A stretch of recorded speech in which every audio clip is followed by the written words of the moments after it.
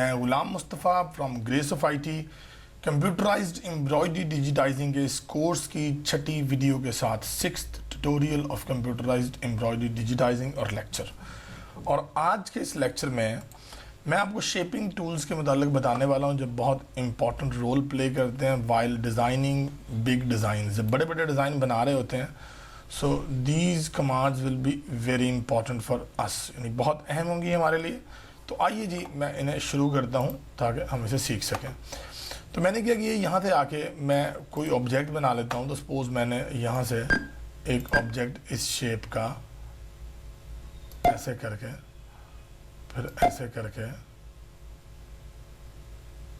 ऐसे करके ऐसे मैंने बना लिया 1 और 2 जैसे हम करते हैं, और एंगल मैंने छोटी साइड का दे दिया।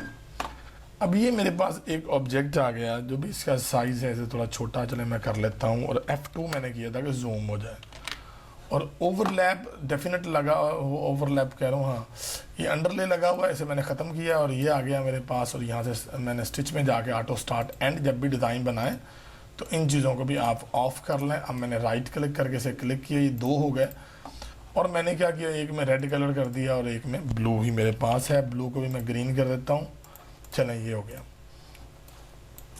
इसको उठा के पहले मैंने इधर रखा ताकि ये एक वैसे सेफ रहे और मैं इस पर वो फंक्शन करता हूँ जो मैं करने वाला हूँ। दोनों को सिलेक्ट किया और मेरे पास ये शेपिंग टूल है। अगर ये ना आ रही हो व्यूअर्स तो जैसा मैंने पहले वीडियोस में बताया कि व्यू पे जाएं आप और वहाँ से टूल बार पे चले जाएं और शेपिंग पे आगे क्लिक कर दें, क्योंकि शेपिंग टूल्स हैं तो डेफिनेटली शेपिंग की टूल बार में ही होंगे। और उठा के से जहाँ आप रखना चाह रहे हैं वहाँ रख लिया, क्लिक किया। और ये वेल्ड है, वेल्ड मतलब वैसे जोड़ना होता है। तो ऑब्वियसली ये करेगा कि 2 ऑब्जेक्ट्स एक जैसे हो जाएंगे और जो ऊपर वाला ऑब्जेक्ट होगा उसका कलर आ जाएगा।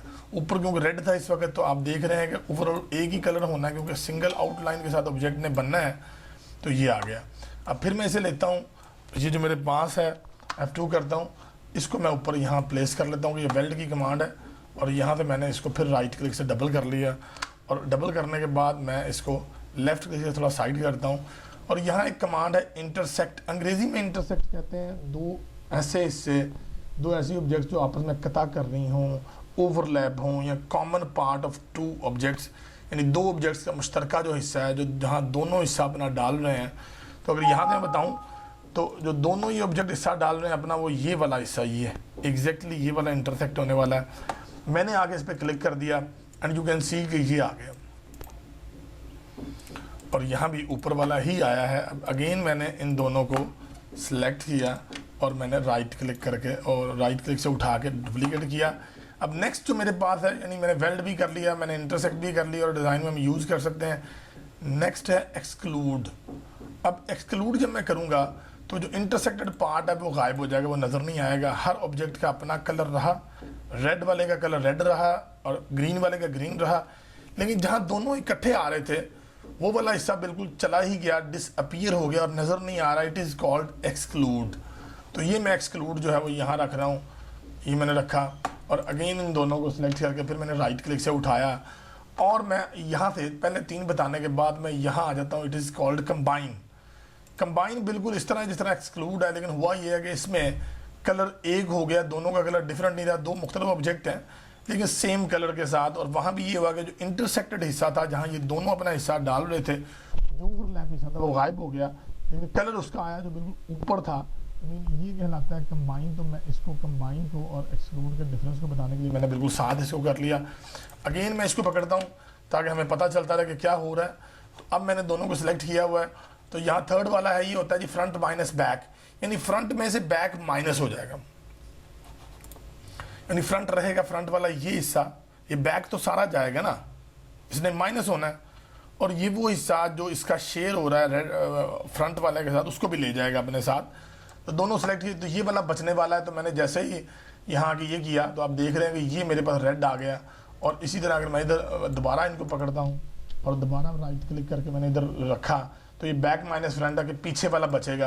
तो देख सकते हैं ये दोनों में फ़र्क आपको नज़र आ रहा है कि पहले फ्रंट माइनस बैक था, फ्रंट वाला हिस्सा वो रहा जो आज़ाद था, जो दोनों शेयर नहीं कर रहे थे। बैक सारा गया और साथ वो हिस्सा भी ले गया अपने साथ जो उस शेयर कर रहे थे। और यहाँ भी ये हुआ कि फ्रंट सारा गया लेकिन वो हिस्सा जो बैक से शेयर हो रहा था उसको भी ले गया। अब फिर मैं पकड़ता हूँ इसको और ऐसे राइट क्लिक करके बिल्कुल देखिए आराम से समझने की कोशिश करें क्या है, और ये कमांड इस्तेमाल होनी ज़ाहिर है, ये फंक्शन मौजूद हैं। हम किसी भी फंक्शन को, किसी भी कमांड को इम्पोर्टेंट, और ये नहीं कहते ये इम्पोर्टेंट है और ये इम्पोर्टेंट नहीं है, हमें सारा करना है। तो इसलिए शेपिंग टूल्स भी these are very important tool. उसके बाद ये हमारे पास ये आ जाता है, इसमें हमारे पास ये वाला है, इसे कहते हैं फ्लैटन। फ्लैटन में ये होने वाला है, देखिए मशीन जो है वो तो वो भी बनाएगी ना जो नीचे आ रहा है, मुझे नज़र ना आ रहा हो, लेकिन मशीन ने जब ग्रीन बनाना है तो वो भी बनाएगी जो नीचे है। तो मैंने क्या किया, तो सिलेक्ट किया और यहाँ आगे मैं इसे फ्लैटन करने वाला हूँ। फ्लैटन के जो नीचे वाला हिस्सा जो नज़र नहीं आ रहा वो ख़त्म हो जाएगा और थोड़ा सा एज वो बचेगा, वो है 1 मिलीमीटर का। नॉर्मली ये 1 मिलीमीटर का एज हमें रखना होता है कि बिल्कुल अगर ख़त्म करूँगा तो फिर वो 2 अलग-अलग ऑब्जेक्ट हो सकते हैं। मे भी कपड़ा क्योंकि बिल्कुल ऐसे तना होता है, फुल स्ट्रेच किया होता है, तो मे भी उसमें फिर स्पेस आ जाए, तो थोड़ा सा मैं नीचे रखना होता है कि बिल्कुल मैं नहीं ख़त्म कर सकता। तो मैंने ये वो पार्ट ओवरलैप रखा है यहाँ पे और यहाँ के फ्लैटन किया मैंने। तो आप देख सकते हैं यहाँ आगे मैं आपको दिखाऊँ, ये जो ग्रीन है ये थोड़ा सा 1 मिलीमीटर छोड़ के बाकी सारा चला गया, हालांकि पूरा था, लेकिन मैं आपको दिखा दूँ। ये देखें, इट्स मीन ये वर्क कर रहा है। और ये हमारे पास क्या आ गया, फ्लैटन आ गया। तो फ्लैटन वाले को मैं इधर रखता हूँ, आप देख रहे हैं फ़र्क जो है। और नज़र आने में तो ग्रीन नज़र नहीं आ रहा, लेकिन मशीन तो बनाती, तो वो जो स्टिच मैं जो आपको पिछले लेक्चर्स में बताता रहा हूँ कि हमें कोशिश करनी कि कम से कम स्टिचेस में बनाएं, तो वो पॉसिबल शायद ना हो पाता। इस तरीके से फिर मैंने रखा यहाँ पे और फिर मैं आगे चला गया। तो ये डिवाइड, ये फ्लैटन था जो मैंने अभी आपको करवाया, जहाँ नीचे आने वाला हिस्सा ख़त्म हुआ और सिर्फ ओवरलैप 1 छोड़ के 1 मिलीमीटर छोड़ के डिवाइड किया। तो ये जितने भी हिस्से थे, एक ये और एक वो जो दरमियान में दोनों शेयर कर रहे थे, ये 3 हिस्से बने और 3 हिस्सों में डिवाइड हो गया। अब हम किसी भी कलर में इन तीनों को कर सकते हैं। फिलहाल फ्रंट वाला कलर लिया सेंटर वाले ने और ये हमारे पास आ गया डिवाइड, ठीक है। इनका ट्रू व्यू भी आप देख सकते हैं। फिर मैंने ट्रू व्यू ऑफ किया था और फिर मैंने इन दोनों को पकड़ा और राइट क्लिक से उठा के इधर किया, ये दोनों डबल हुए और यहाँ मेरे पास आ गया कंबाइन। ये मैं करवा चुका हूँ आपको। ये एक चीज़ ऐसे कहते हैं कीप सोर्स। अगर मैं कीप सोर्स करता हूँ और यहाँ इंटरसेक्ट भी करूँगा तो ओरिजिनल वाला वो भी बाकी रहा और ये जो नई चीज़ बनी है भी मेरे पास आई, इसे कहते हैं कीप सोर्स ऑब्जेक्ट। तो ये मेरी मर्ज़ी है कि कीप सोर्स ऑब्जेक्ट जो है वो मैं रखना चाह रहा हूँ या नहीं। तो ट्रू व्यू देख लें, ये सबका आ रहा है, अच्छा लुक, अच्छी लुक निकल रही है और ये इंपॉर्टेंट चीज़ें हैं जो हमें इस्तेमाल करनी होती हैं। अब थोड़ा मैं आगे बताता हूँ आपको, मैं बाकी सारे अरेज कर देता हूँ यहाँ से, तो शायद मुझे ज़रूरत नहीं है, इसको भी अरेज कर दूँ और इसको भी मैं इसको ले आता हूँ, इसको थोड़ा बड़ा कर लेता हूँ मैं शिफ्ट दबा के ताकि चारों तरफ से हो जाए। और इसको मैं आगे यहाँ पे ग्रीन कर देता हूँ और थोड़ा सा इसकी रोटेशन दे देता हूँ यहाँ पे। तो मेरे पास यहाँ पे ट्रांसफॉर्म बार थी जो मैंने कल बताया था, मैंने आज दोबारा इंस्टॉल किया, कोई मसला आ रहा था तो ट्रांसफॉर्म बार नहीं आ रही। तो मैं जाता हूँ जी व्यू पे और व्यू पे जाकर टूल बार में हम लेते हैं। तो यहाँ पे ट्रांसफॉर्म बार ये आ रही, तो मैंने इसे किया और ट्रांसफॉर्म बार बाहर आ गई और इस ट्रांसफॉर्म बार को मैं इसके साथ यहाँ ले आया, ये साथ आ गया। मैंने इसे क्लिक किया और यहाँ मैंने इसको कर दिया जी, आप ऐसा करें कि 90 भी हो जाए, तो थोड़ा ऐसे हो गया और कलर मैंने इसका चेंज किया ताकि ये नज़र आए। तो ये आपको जो नज़र भी आ रहा है, ये आ गया। और फिर इसके बाद मैंने राइट क्लिक से इसे उठाया और इसे यहाँ रख दिया और फिर राइट से उठाया और यहाँ रख दिया, तो ये मेरे पास आ गया। अब बात ये है कि ये भी बने हुए हैं, ओवरलैप हैं, लेकिन नीचे रेड तो बनेगा ना, वहाँ भी जहाँ ग्रीन पड़ा हुआ है तो हमें वो नहीं देना। देखें 8283 टांके यानी 8283 स्टिचेस स्टिल आ रहे हैं। तो मैंने इन ओवरलैप्स जो हैं जिनके नीचे कुछ है उन्हें सेलेक्ट किया और अरेंज में जाके मैंने किया रिमूव ओवरलैप। अब यहाँ भी मुझे कटिंग एज ओवरलैप देना है, ओके किया। अब मैं आपको उठा के दिखाता हूँ। तो ये देखें नीचे से वो सिर्फ 1 मिलीमीटर छोड़ के जो ओवरलैप का एज होना है, बाकी सारा जो है वो कट गया है। तो this is called remove overlap and it is also very important if you want कि जी वो कम स्टिचेस में काम हो, तो या वो वहाँ स्टिच ना बने जहाँ आप नहीं चाहते, तो इस तरीके से ये काम होगा। हालांकि इसमें थोड़ा स्टिच कभी ज़्यादा भी होता है कि बड़ी हो, जैसे यहाँ भी थोड़े ज़्यादा हुए हैं, बट ये एक कमांड है जो कि रिमूव ओवरलैप, और बहुत सी जगह पे स्टिच बहुत कम होते हैं, लेकिन यहाँ थोड़ी डिफरेंट सिचुएशन थी और यहाँ से स्टिच आने में ज़्यादा स्टिच लगे। अगर कंटिन्यूटी में बनते तो शायद कम बनते।